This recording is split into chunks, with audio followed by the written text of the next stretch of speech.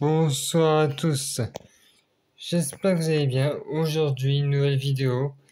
Et là, c'est une histoire d'horreur. Et oui, une histoire d'horreur. Alors, ce sera une histoire d'horreur tirée de faits réels. Et bien sûr, on va parler du fait réel qui parle de Amityville. Je sais pas si vous avez déjà vu ce film. Moi, j'ai jamais vu, mais bon. Alors, cette vidéo, je vais la faire en plusieurs parties. Donc, sans plus tarder, on va partir sur la première histoire, la première partie de cette histoire justement, qui est la vraie histoire de la famille Lutz. Commençons. Début 112 au Chêne Avenue à Amityville, Long Island, USA. C'est dans cette ancienne maison coloniale néerlandaise que 3 étages situés à 50 mètres de la ville de New York que la famille Lutz emménage en janvier 1977. George et Cathy, mère de 3 enfants d'un précédent mariage, cherchaient une nouvelle maison pour élever cette famille grandissante et si possible avec un grand jardin pour leur chien Harry. 80 000 $, c'est le prix auquel ils ont acheté cette grande maison, dans un quartier calme avec une piscine, un hangar à bateau et une vue dégagée sur le canal. À l'époque, ce prix-là n'était pas vraiment cher, hein. George et Cathy ont bien entendu parler d'une histoire qui a lieu dans cette maison un an auparavant. On reviendra dessus plus tard, hein, croyez-moi, mais bon, au cas où la famille était croyante, hein, ils décident de faire appel à un prêtre pour bénir la maison. Voilà, on repart sur de bonnes bases, au cas où, par sûreté, hein, sauf que très vite les choses vont commencer à se gâter pour la famille.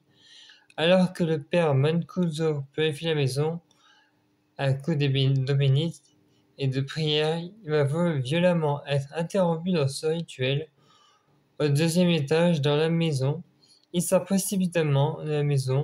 George le rattrape et lui demande ce qui se passe. Le pote lui explique alors qu'il vient de se faire gifler par une force démoniaque et qu'il lui a crié d'aller dehors. Oui, c'est compliqué évidemment, hein. George et Katie sont sous choc, mais ils viennent d'arriver. La maison elle est achetée, leurs affaires sont là. Bon, ils décident de rester tout de même dans cette maison en espérant que ce soit un cas isolé, sauf que vous vous en doutez, la famille s'apprête à vivre le pire mois de sa vie. There were smells in the house that came and went. There were strange noises everywhere in the house. Bon, jusqu'ici, tu peux te rassurer, hein, en disant que voilà, c'est une vieille maison. Elle est sans son jus, faut s'habituer. Par contre, ce à quoi tu peux beaucoup plus difficilement t'habituer, c'est quand ta fille de 5 ans vient te voir pour te dire qu'elle est devenue BFF avec un fantôme. Voilà, ça c'est bon. Non, ça c'est non. Bien sûr, Georges, aussi de son côté à vivre des trucs bizarres. Ça fait plusieurs nuits que je suis réveillé à 13h15. Pile. Alors, l'heure du diable, c'est évidemment 3h du matin et pas 3h15. Mais c'est tout aussi chiant de se réveiller à la même heure, toutes les nuits. S'ensuit alors toute une série de trucs bizarres qui s'enchaînent et qui sont loin de les tranquilliser. Une espèce de substance verte qui sont à certains endroits de la maison, une créature aux yeux rouges ressemblait à un cochon. Ce cochon-là, il les observe dans leur jardin. Bon là, quand même, Georges commence sérieusement à envisager avec sa femme de plier le bagage. Moi, pour ma part, j'aurais foutu le camp après le cochon, hein. Ou alors, ça finit en énorme barbecue avec tout le voisinage, hein, là. Bon, je m'égare. Ce qui va finalement convaincre notre paternel aura lieu de l'ultime nuit passée dans la maison. Georges est une nouvelle fois réveillé en pleine nuit, mais cette fois par un vacarme qui semble provenir de la chambre des enfants. Ce vacarme, ça signifie comme si leur lit cognait partout dans la pièce, leur étant de se lever mais impossible de bouger. Il est comme retenu par une force invisible. Il se tourne alors vers sa femme, personne, car si elle n'est pas dans son lit, c'est parce qu'à 1 mètre au-dessus du lit de sa femme, elle est en pleine lévitation, sans un bruit, sans un cri, totalement choquée et épuisée par ces derniers événements. La famille Lutz plie à ras-bagages des lobes, en laissant la majorité de leurs affaires derrière eux. Mais si je vous disais que l'heure précise à laquelle se réveillait tous les soirs Georges était loin d'être un hasard, si je vous disais qu'un an plus tôt, à 13h15, un enfant tua toute sa famille dans cette même maison, possédée par une voix démoniaque. Pire encore.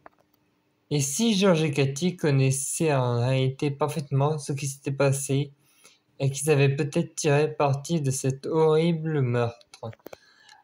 Alors, faut dire que ce meurtre, je vais un petit peu en parler, et ce sera beaucoup plus détaillé dans la partie 2. Mais cette partie, je vous l'ai dit, elle se fait en plusieurs parties. Donc là, ce n'était qu'à la partie 1. J'espère au moins que cette première partie vous aura plu.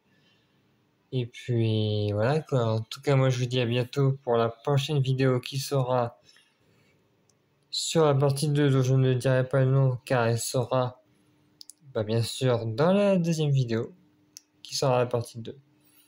Donc j'espère que vous verrez toutes ces vidéos en partie 1 parce que ça vient vraiment d'un fait réel.